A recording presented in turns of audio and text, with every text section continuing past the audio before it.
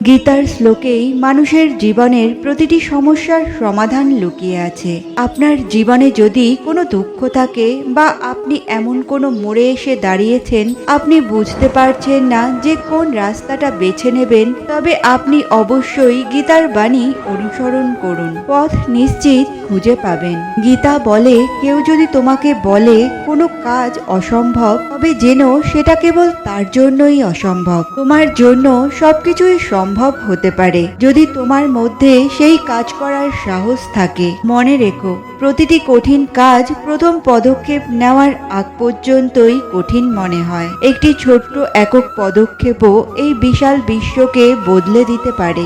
একা থাকা সেই সব মানুষদের সাথে থাকার চেয়ে অনেক বেশি ভালো, যারা তোমার অগ্রগতিতে পদে পদে বাধার সৃষ্টি করে। বন্ধু, প্রতিটি নতুন দিন একটি নতুন শুরু, একটি নতুন সুযোগ।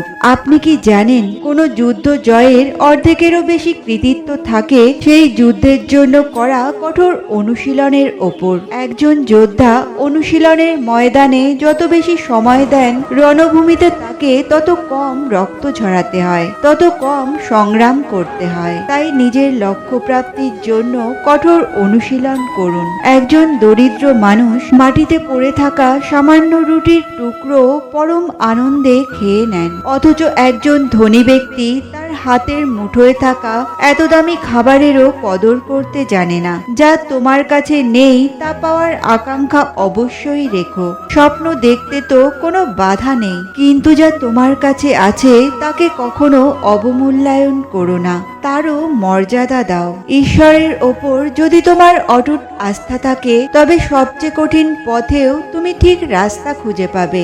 একজন জ্ঞানী মানুষকে তুমি বোঝাতে পারবে, একজন অল্প জ্ঞানীকেও হয়তো বোঝানো সম্ভব, কিন্তু যে অহংকারে পূর্ণ তাকে কেবলমাত্র সময়ই শিক্ষা দিতে পারে। জীবনে এগিয়ে যেতে গেলে এই কঠিন সত্য উপলব্ধি করা জরুরি। অহংকার মানুষের সবচেয়ে বড় শত্রু। যখন কেউ ভাবে আমি সব করেছি, তখন থেকেই তার পতনের শুরু হয়। এই পৃথিবীতে আমরা শুধু নিমিত্ত মাত্র।